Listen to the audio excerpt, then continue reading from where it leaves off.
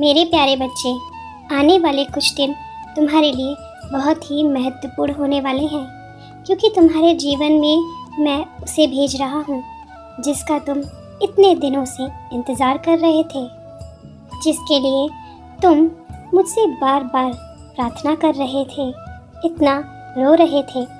मैं तुम्हारे आंसू अब और नहीं देख सकता, इसलिए मैंने ये निर्णय लिया है कि मैं उसे तुम्हारे जीवन में शीघ्र भेजूंगा। तुम्हारे लिए एक बहुत बड़ी खुशखबरी है, क्योंकि उस व्यक्ति को स्वयं अब पछतावा हो गया है। वो पूरी तरह से बदल गया है। हाँ, उसने अपनी गलती मान ली है। वो दिन रात बस यही सोचता रहता है कि कैसे उससे इतनी बड़ी भूल हो गई, कैसे उसने ये सब कर दिया।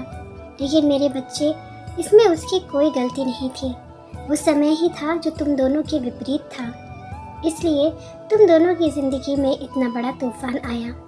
मैं जानता हूँ तुम भी सोचते रहते हो उसके बारे में, और तुम्हारा मन कहीं और नहीं लगता है। तुम्हें समझ नहीं आ रहा है कि क्यों तुम्हारे मन में से ये बातें बाहर नहीं निकल पा रही हैं, क्यों तुम उसको अपने दिमाग से निकाल नहीं पा रहे हो। तुम दिन रात यही सोचते हो कि क्या तुम्हारा जीवन इसी तरह से बिखरा रहेगा, क्या ये तूफान कभी ख़त्म होगा। तो मेरे बच्चे, मैं तुम्हारे इसी प्रश्न का उत्तर देने आया हूँ। अब उसे अपनी गलती का एहसास हो गया है। वो अपने आप को पूरी तरह से बदलने का प्रयास कर रहा है। वो अपनी गलतियों को स्वीकार कर चुका है। वो तुमसे माफ़ी भी मांगेगा शीघ्र ही। अभी वो इतनी हिम्मत नहीं जुटा पा रहा कि वो तुमसे बात कर सके, क्योंकि उसने गलती ही इतनी बड़ी की थी और उसे अब इस बात का पछतावा हो रहा है। लेकिन शीघ्र ही वो तुमसे मिलने आएगा, तुमसे क्षमा मांगेगा, और फिर तुम स्वयं देखोगे कि तुम दोनों का रिश्ता पहले की तरह बिल्कुल सही हो जाएगा, जिसमें किसी प्रकार की नकारात्मकता नहीं होगी, किसी प्रकार की शिकायत नहीं होगी, केवल एक दूसरे के लिए सम्मान होगा। तुम दोनों का मिलना अब निश्चित हो गया है, इसलिए अब अपनी चिंता को त्याग दो और रोना बंद करो। ज़्यादा मत सोचो, प्रसन्न हो जाओ, क्योंकि एक अनोखी भेंट तुम्हारा इंतज़ार कर रही है। हाँ मेरे बच्चे, अब वो दिन शीघ्र निकट आने वाला है जिसका तुम इतने दिनों से इंतज़ार कर रहे थे। अब तुम्हारे जितने भी कष्ट हैं सब समाप्त हो जाएंगे, क्योंकि तुम दोनों को तुम्हारे परिवार का पूर्ण सहयोग मिलेगा।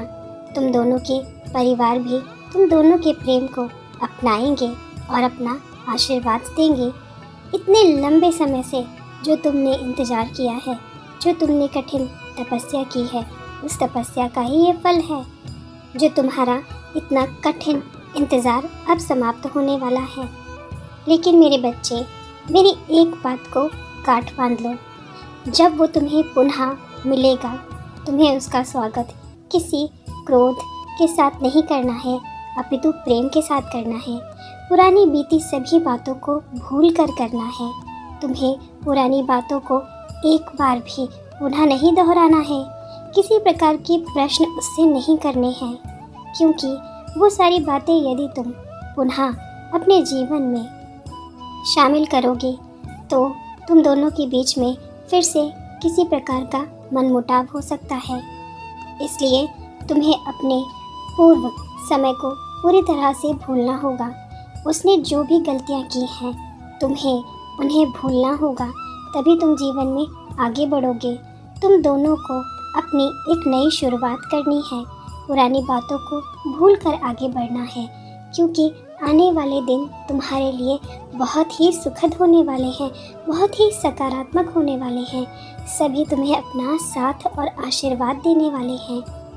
तुम दोनों ने बीते समय में जो भी गलतियाँ की हैं, उन गलतियों से सबक लेना, उन्हें पुनः दोहराना मत, क्योंकि वो गलतियाँ ही कारण थी तुम दोनों के इस बंधन के टूटने का, तुम दोनों के वियोग का।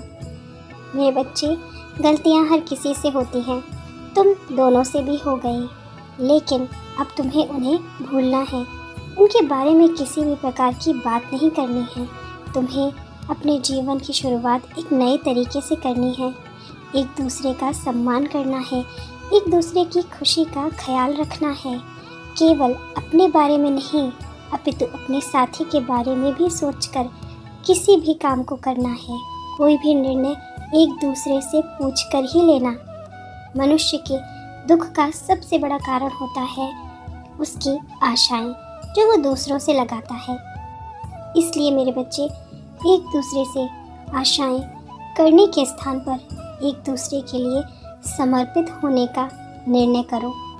जब तुम सोचते हो कि वो व्यक्ति मेरे प्रेम को क्यों नहीं समझ रहा, मैं उसके प्रति कितनी समर्पित हूँ किंतु वो मेरे लिए कुछ नहीं कर रहा, ये भावना ही तुम्हारे प्रेम को नष्ट कर देती है। प्रेम तो निस्वार्थ होना चाहिए।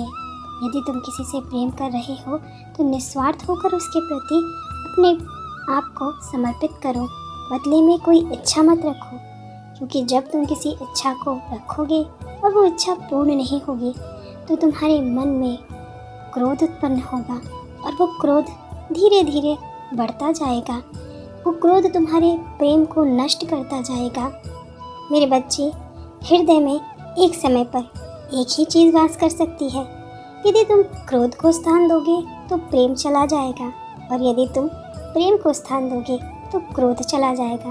अब यह निर्णय तुम्हारा है कि तुम अपने जीवन में किसे स्थान देना चाहते हो। तुम दोनों के बीच में प्रेम रहना तभी संभव है जब तुम दोनों एक दूसरे का सम्मान करो, एक दूसरे की बातों को सुनो और एक दूसरे के प्रति निस्वार्थ भाव से समर्पित रहो। मैं जानता हूँ तुम मेरी बातों को समझ रहे हो, लेकिन इन बातों को जीवन में अपनाना थोड़ा सा कठिन है।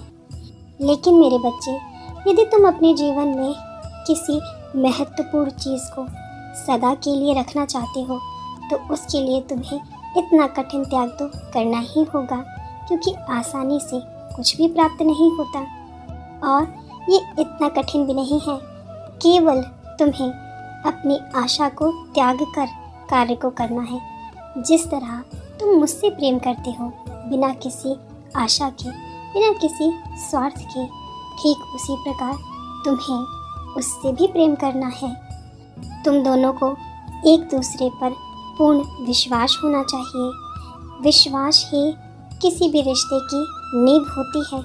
जिस रिश्ते में विश्वास नहीं होता है, शंका होती है, वो रिश्ता कभी भी सुखमय नहीं होता है और ना ही अधिक समय तक चल पाता है।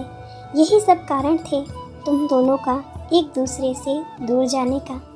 लेकिन अब उसे अपनी गलती का पछतावा हो गया है।